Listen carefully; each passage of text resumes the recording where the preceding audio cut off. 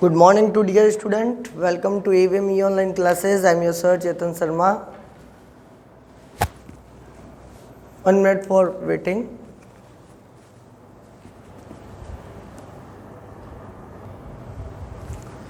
Okay, good morning to dear my student. Welcome to AVME online classes. Our running chapter in the science for the class 9th. Running chapter name is Agriculture Improvement. It is chapter number is 15. बच्चों हमारा ये chapter चल रहा था agriculture को improvement कैसे किया जाए, यानी हमारी साइंस टेक्नोलॉजी जो है वो किस तरह से एग्रीकल्चर को बहुत ज़्यादा प्रमोट कर रही है या उनकी टेक्निक किस तरह से एग्रीकल्चर फील्ड में इम्प्लीमेंट की जा रही है और हम लोगों को बेटर प्रोडक्शन मिल रहा है, रिजल्ट बेटर मिल रहा है, पॉवर्टी की जो प्रॉब्लम चल रही है वो धीरे धीरे कम होती जा रही है, फूड ग्रेन्स की जो स्कैसिटी वो कम होती जा रही है। तो कहीं ना कहीं साइंस का जो मेन कॉन्ट्रीब्यूशन या रोल जो है वो एग्रीकल्चर को इम्प्रूवमेंट करने में भी है। तो इसलिए साइंस सब्जेक्ट में हम लोगों को एग्रीकल्चर इम्प्रूवमेंट के बारे में भी पढ़ना है। ये चैप्टर आप लोगों का बेसिकली रिप्रेजेंट करता है कि कैसे इसको दो पार्ट में हम लोगों ने पढ़ा कैसे। पहले पार्ट में हम लोगों ने पढ़ा कि एग्रीकल्चर का मीनिंग क्या होता है, इन डेप्थ हम लोगों ने एग्रीकल्चर को समझा। फिर उसके बाद में हम लोगों ने एग्रीकल्चर के प्रैक्टिसेस क्या क्या होती है वो हम लोगों ने जाना sequence wise, manure, fertiliser, bio fertiliser, ये सब हम लोगों ने पढ़े। ऑर्गेनिक मैन्योर के बारे में हम लोगों ने पढ़ा, ऑर्गेनिक फार्मिंग के बारे में हम लोगों ने पढ़ा, किस तरह से मॉडर्न एग्रीकल्चरिंग इम्प्लीमेंट की जा सकती है, मोड्स ऑफ इरिगेशन पढ़ा हम लोगों ने।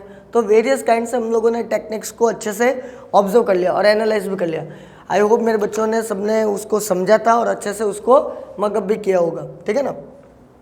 सेकेंड पार्ट जो आता है वो हमारा ये है कि कहीं ना कहीं अपनी जो गवर्नमेंट ऑफ इंडिया है या और भी किसी देशों की जो सरकार चल रही है या जो उनके जो टेक्निक हैं, उनके जो टेक्नोलॉजर्स हैं, वो सिर्फ एक ही चीज़ पर फोकस करवा रहे हैं। वो इस चीज़ पर फोकस करवा रहे हैं कि कहीं ना कहीं एग्रीकल्चर के अलावा कुछ रेयरिंग एंड मैनेजमेंट होना चाहिए वेरियस वैरायटी ऑफ एनिमल्स को।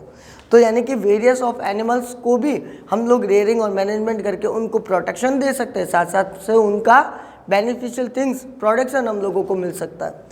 तो यहाँ पर हम लोगों को पार्ट फर्स्ट में हम लोगों ने एग्रीकल्चर से रिलेटेड सारी चीज़ें पढ़ ली थी।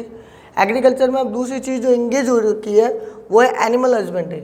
अब एनिमल हस्बेंड्री का मतलब ये होता है कि वेरियस काइंड्स के एनिमल्स को हम लोग क्या कर रहे हैं, उनकी टेक केयर कर रहे हैं, उनका रेयरिंग कर रहे हैं, उनका मैनेजमेंट कर रहे हैं। For which purpose? For getting off beneficial things. काफ़ी सारे एनिमल्स हैं जो हम लोगों को बहुत सारी अच्छी से अच्छी चीज़ें देते हैं, हम लोगों को मालूम ही नहीं, हम लोग अनअवेयर है, ठीक है ना। तो उन एनिमल्स को हम लोगों को क्या कर देना है, सिक्योर कर देना है, उनको प्रोटेक्ट करना है। साथ में हम लोगों को उन एनिमल्स को रेयरिंग करवा के, उनकी ब्रीडिंग करवा के, ठीक है ना, उनसे बेनिफिशियल चीज़ों को लेना है। तो इस फील्ड को हम लोग क्या डिनोट कर देते हैं, एनिमल हस्बेंड्री।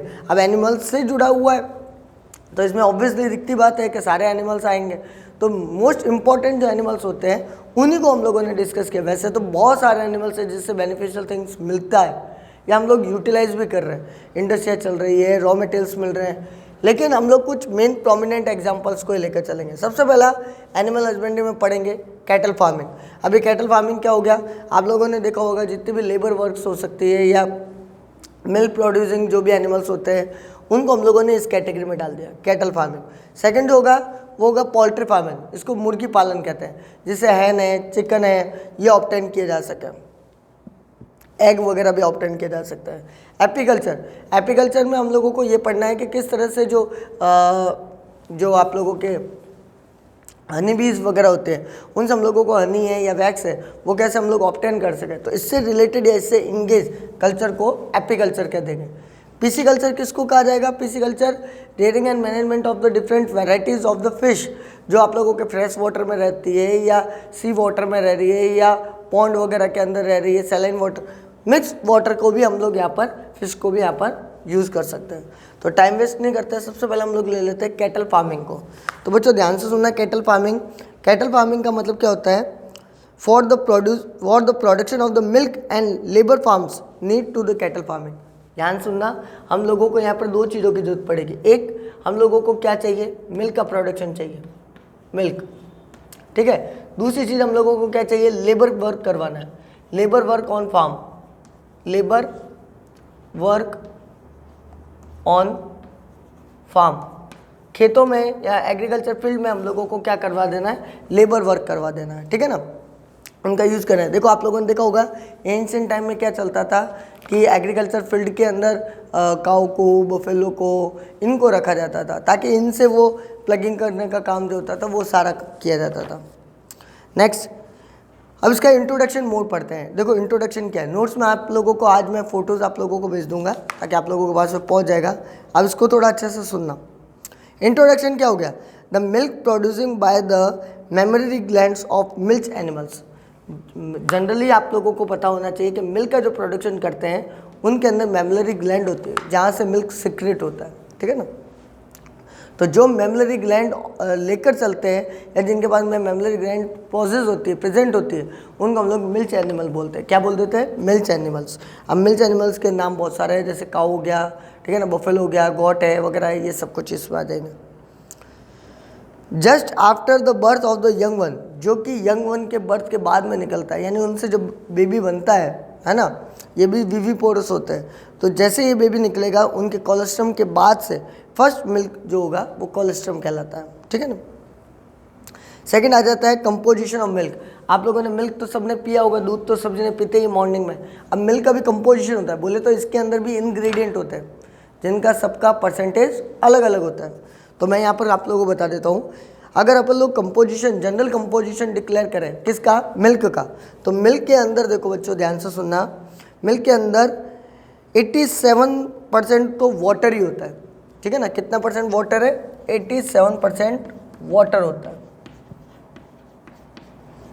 ठीक है ना। और 4.5% फैट होता है। 4.5% क्या होगा, फैट। कार्बोहाइड्रेट भी होता है, 4.6% कार्बोहाइड्रेट होता है, कार्बोहाइड्रेट, ठीक है ना। और 3.5% प्रोटीन, 3.5% प्रोटीन भी होते हैं। मिनरल्स 0.75%।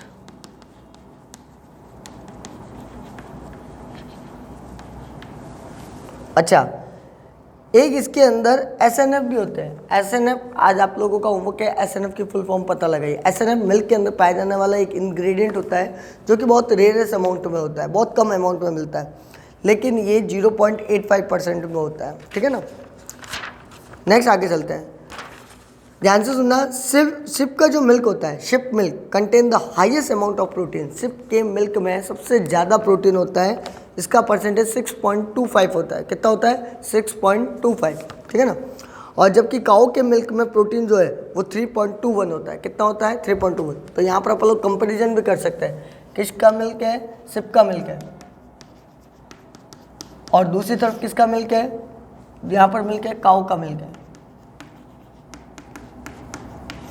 तो शिप का जो मिल्क होता है बच्चों वो कितना होता है, 6.25%। और काऊ का जो मिल्क होता है उसके अंदर प्रोटीन, ये मैं प्रोटीन का अमाउंट बता रहा हूँ, और काऊ के अंदर जो मिल्क होता है उसका कितना होता है वो भी ध्यान से सुनना, वो होता है आप लोगों का 3.25%। ये काऊ के मिल्क के अंदर होगा, ठीक है। चलिए अगला आ जाएगा एनिमल ब्रीड्स। तो ध्यान से सुनना, इसमें कौन कौन से एनिमल्स होते हैं जिनकी ब्रीडिंग करो। अब ये ब्रीडिंग वर्ड आप लोगों को नया नहीं होना चाहिए। ब्रीडिंग वर्ड का मतलब ये होता है उनकी स्पीसीज को टेक केयर करना या उनकी स्पीसीज को चेकआउट करना, ठीक है ना। For the milk production of animals, cow, buffalo, goat are reared for the milk production and the milk product. यहाँ पर काऊ को, बफेलो को या गॉड्स को रियर किया जाता है ताकि वहाँ से मिल्क ऑब्टेन किया जा सके, ठीक है ना। तो ये मिल्क यील्डिंग एनिमल्स भी हो गए, ठीक है। जैसे अगर मैं आप लोगों को बोलूँ आज कमेंट में मुझे डाल के देना वूल यील्डिंग एनिमल्स कौन कौन से है ना, जिनसे हम लोगों को वूल ऑब्टेंड होता है।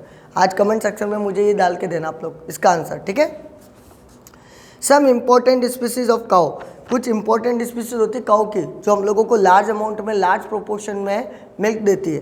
जैसे मैं आप लोगों को चंद नाम बता देता हूँ, साहिवाल है, सिंधी है, गिर है, ठीक है ना, देवडी है, हरियाणवी है, देवकी है। ये सारे जो स्पीसीज है वो इंडियन ब्रीड्स है। इंडियन ब्रीड्स का मतलब होता है ये भारत की प्रजाति है। इंडियन ब्रीड्स का मतलब जो लोकल अपने इंडिया की है, ठीक है ना। कहाँ की आ गई, इंडिया की आ गई, अपनी कंट्री की। Some important species of cow, वैसे कुछ काउ की भी होती है तो ध्यान से सुन लेना, जैसे जर्सी, रेडन, हॉल्स्टाइन। ये जो मैं आप लोगों को बता रहा हूँ, कौन कौन सी मैंने बताई आप लोगों को, जर्सी, हॉल्स्टाइन, रेडन, ये जो स्पीसीज है वो अपने भारत की नहीं है, ये एक्जोटिक है। एक्जोटिक का मतलब ये होता है बच्चों कि ये अपने लोकल नहीं है, ये किसी फॉरेनर कंट्री से यानी कि आउटसाइड ऑफ इंडिया से, वहाँ से इनका मिलकर उपयोग किया जाता है, या ये वहाँ की स्पीसीज कहलाती है। ठीक है, बफेलो की भी ब्रीड्स सुन लीजिए। बफेलो की ब्रीड्स में मुर्रा है, ठीक है ना, सुरती है, जफराबादी है, ये बफेलो की ब्रीड्स में आ जाती है। तो ये लोकल ब्रीड्स है।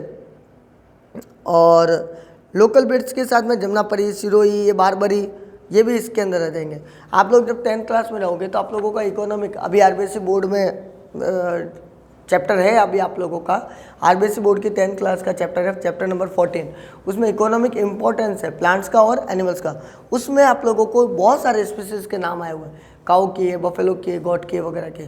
तो चाहो तो हिंट के तौर पर आप लोग वहाँ से देख सकते हो, किसी भैया दीदी की कॉपी लेकर या बुक लेकर। अगला ले लेते हैं, वो है इनका फीडिंग। ये लोग खाते क्या होंगे? अब अपन लोग इनका देखो एनिमल हस्बेंड्री करवा रहे हैं ना, इनका प्रॉपर टेक केयर अपन को करना पड़ेगा। तो आप लोगों को खुद से दिमाग लगाना है कि इनको दें क्या, ये किसको फीड करेंगे, खाएंगे क्या। तो देखो ध्यान से सुनना, 2-3 पार्ट ऑफ द ड्राई फूडर्स, इनको देना पड़ेगा डेली लाइफ के अंदर। आप लोगों को इनको कितना प्रोवाइड करना पड़ेगा डेली लाइफ में? आप लोगों को 2-3 पार्ट आप लोगों को देना पड़ेगा fodder, dry fodder. Dry fodder का मतलब होता है सूखा चारा, सूखा चारा, ड्राई फोडर आप लोगों को इनको प्रोवाइड करवाना पड़ेगा। ठीक है जी। और 1-3 ग्रीन फोडर, 1-3 तो क्या हो जाएगा, 1-3 जो हो जाएगा वो हो जाएगा 1-3 पार्ट हो जाएगा, वो हो जाएगा ग्रीन फोडर। अब ये ग्रीन फोडर का मतलब क्या हो गया बच्चों? ग्रीन फोडर का मतलब ये हो गया इनको हरा चारा देना पड़ेगा। ये ड्राई नहीं होना चाहिए, सूखा नहीं। देखो एक तो सूखा होता है और एक ग्रीन वाला होता है, ताज़ा ताज़ा वाला, है ना, तो वो वाला देना पड़ेगा। अच्छा, इनकी डाइट नॉर्मली जो होती है वो उसमें 40% सीरियल्स आते हैं। कितना आते हैं? 40% सीरियल्स। ये इनकी नॉर्मल डाइट मैं बात कर रहा हूँ। 40% सीरियल्स, ग्रेन्स, 40% ऑयल केक्स। अब ये ऑयल केक्स क्या होता है, जिसको भूसी कहते हैं, रेजिड्यू, ठीक है ना। ये पाउडर वगैरह या ये जो होता है ना, उसके पीछे का जो कचरा जो होता है ना, उसको रेजिड्यू बोला जाता है, ठीक है ना। तो ये सारी चीज़ें भी इसके अंदर ही आएगी। अच्छा, फिर उसके बाद 20% यहाँ पर फोडर हो गया, हस्क हो गया, ये सारी चीज़ें इसके अंदर आ जाती है। इनको सॉल्ट और मिनरल पाउडर भी देना पड़ता है। ये एक्स्ट्रा सप्लीमेंट है जो अपन लोगों को इनको प्रोवाइड करना पड़ेगा। फिर आ जाता है लैक्टेटिंग और प्रेग्नेंट एनिमल जो होते हैं उनको ज़्यादा चाहिए। देखो ये तो ऑब्वियसली दिखती बात है, प्रेग्नेंट लेडी, क्यों? क्योंकि वो 2 को पाल रही है। एक उसके पेट पे जो बच्चा है उसको भी खाना देना है ना, और एक खुद के लिए भी चाहिए, बॉडी के लिए भी चाहिए। तो सेम थिंग यहाँ पर एनिमल्स के लिए ऊपर भी अप्लाई होती है। क्या अप्लाई होती है कि एनिमल जब प्रेग्नेंट हो या लैक्टेटिंग पीरियड चल रहा हो, उनका जब मिल्क निकलवा रहा हो, तो उस समय उनको एक्स्ट्रा फीडिंग देनी पड़ेगी। तो ये अमाउंट डबल हो जाता है ना। चलिए फिर उसके बाद में आगे चलते हैं। अब इन एनिमल का सैनिटेशन कैसा करना पड़ेगा? सैनिटेशन का मतलब मेरा यहाँ पर मीन्स ये हो गया कि इन एनिमल्स का शेल्टर प्लेस क्या है, यानी इन एनिमल्स को कहाँ रखा जाता है, इनका घर कैसा है, इनका हाउसिंग कैसा है, ये सब कुछ, और इनकी हेल्थ कैसी होगी। तो ध्यान से सुनना, इन एनिमल्स को इनका sanitation should be well up to date, air ventilated होना चाहिए और क्लीन फ्लोर होना चाहिए। फ्लोर हमेशा कैसा होना चाहिए? ज़मीन पर कुछ भी कचरा वगैरह नहीं होना चाहिए, क्लीन फ्लोर होना चाहिए, गंदगी, पानी इकट्ठा नहीं होना चाहिए, स्टैग्नेंट वाटर नहीं होना चाहिए, ठीक है ना। और प्लस एयर वेंटिलेशन की फुल सुविधा होनी, जैसे अपने घरों में नॉर्मली होता है बच्चों, अपने घरों में भी क्या होता है, खिड़की वगैरह, दरवाजे वगैरह होते हैं, ताकि यहाँ पर क्या हो सके, वेंटिलेशन अच्छे से आ सके, प्योर ऑक्सीजन अंदर आ सके और कार्बन डाइऑक्साइड बाहर जा सके। सेम सिक्वेंस आप लोगों को एनिमल्स के होम में भी करना पड़ेगा, वहाँ पर भी वेल एयर वेंटिलेटेड अपन लोगों को होम्स बनाने पड़ेंगे। साथ में है animals not get the diseases. अब एनिमल्स को डिजीज़ नहीं हो तो इसके लिए प्रॉपर वैक्सीनेशन, यानी कि वेटरनरी जो डॉक्टर होते हैं या कंपाउंडर जो होते हैं उनसे सजेस्ट करके, उनसे कंसल्ट करके इनका प्रॉपर ट्रीटमेंट करवाना चाहिए, इनको वैक्सीनेशन लगाना चाहिए। जैसे हम लोग लगवा रहे हैं, अभी कोरोना चल रहा है, तो कोरोना का इफेक्ट इतना ज़्यादा हो गया है, तो इसके तहत गवर्नमेंट ऑफ इंडिया ने इम्प्लीमेंट किया है, मेडिकल फैसिलिटी ने, कि वो वैक्सीनेशन प्रोवाइड करवा रहा है, ठीक है ना। तो कोविड-19 का जो वैक्सीनेशन है वो भी 45 ईयर्स के अबाव एज वालों को सबको लग रहा है, ठीक है ना। ये भी एक अच्छी स्कीम है। अच्छा, अब यहाँ पर बात कर देते हैं कि इनको वैक्सीन लगा रहे हैं, एनिमल्स को वैक्सीन लगा रहे हैं, तो ऐसी कौन कौन सी डिजीज़ है जिसके लिए इनको वैक्सीन लगाना पड़ा। तो मैं यहाँ पर डिजीज़ के नाम भी बता देता हूँ। सबसे पहले आ जाइए डिजीज़ FMV, तो ध्यान से सुनना। डिजीज़ का नाम क्या है? डिजीज़ का नाम है FMV। FMV, यहाँ F का मतलब हो जाएगा फुट, M का मतलब हो जाएगा माउथ और V का मतलब हो जाएगा वायरस। ये डिजीज़ होती है वो फुट और माउथ से रिलेटेड होती है। कुछ एनिमल्स के माउथ और फुट जो होते हैं वो ख़राब हो जाते हैं कुछ वायरस की वजह से। तो इसके लिए एक वैक्सीनेशन आ गया है, पॉली वैक्सीन। कौन सा वैक्सीन है? Poly vaccine. चिंता मत करना, ये नोट्स मैं आप लोगों को आज सेंड कर दूंगा व्हाट्सएप ग्रुप पे, तो आप लोगों को अवेलेबल हो जाएंगे, ठीक है ना। Every year, time to time, every year जो होता है उनको देना पड़ता है, यानी हर एनुअली ये वैक्सीनेशन लगता है, ठीक है। अच्छा, फिर आ जाता है हीमोगैरिक सेप्टिमेशिया। हीमोगैरिक सेप्टिमेशिया ये आप लोगों का जो होता है ये भी एक वैक्सीन है जो कि HS ऑयल एजेंट वैक्सीन से द्वारा लगाया जाता है, यानी ये डॉक्टर से पूछ के लगाया जाएगा और ये भी एनुअली लगता है। अगला आ जाता है एंथ्रैक्स। एंथ्रैक्स जो होता है उसके अंदर एंथ्रॉक्स स्पॉट वैक्सीन लगता है जो कि एवरी ईयर लगता है। फिर उसके बाद में ट्यूबरक्लोसिस। अब आपको लग रहा होगा सर ट्यूबरक्लोसिस तो ह्यूमन बॉडी में होता है, नहीं, ट्यूबरक्लोसिस एनिमल्स में भी हो सकता है, ठीक है ना। तो इसके लिए BCG वैक्सीन लगता है और BCG वैक्सीन जो है वो हर जो है 3 ईयर का पीरियड लेकर किया जाता है, यानी आगे अगर अभी आपने अभी लगा दिया 2021 में, तो अब नेक्स्ट आप लोगों को 3 ईयर का वेट करना पड़ेगा, नेक्स्ट 3 ईयर बाद में लगेगा, है ना। ये एनुअली नहीं लगता है। फिर उसके बाद में स्मॉल पॉक्स भी एनिमल्स में हो सकती है। स्मॉल पॉक्स अपन में भी होती है लेकिन एज यूजुअल उसमें एनिमल्स में भी ये देखी गई है। तो इसके लिए RP टिश्यू वैक्सीन लगता है जो कि बहुत ज़्यादा कॉस्टली भी होता है और ये भी आफ्टर 3 ईयर्स के बाद में लगता है, यानी कि हर 3 ईयर का गैप आएगा, ठीक है। तो इसी के साथ बच्चों ये आप लोगों का कैटल फार्मिंग वाला काम कंप्लीट होता है। कल हम नेक्स्ट वीडियो में हम लोग जो है वो पोल्ट्री फार्मिंग को डिस्कस करेंगे, ओके। तो स्टे ट्यून विद अस, आप लोग बने रहें, अच्छे से पढ़ें, खूब मस्त रहें और बी सेफ, ठीक है ना। ध्यान दें, एजुकेशन आप लोगों का मिस नहीं होना चाहिए। एजुकेशन करवाना ही हमारा मेन एम है। हम लोगों ने आपको पढ़ाया है, आप लोग उसको एनालिसिस करें, ऑब्जर्व करें और नहीं तो बुक से रेफरेंस लेकर चलें। जब भी मैंने कहा है मैं पढ़ाऊँ, बुक को साथ पे लेकर बैठा रहूँ, ठीक है। ओके बच्चों, थैंक यू।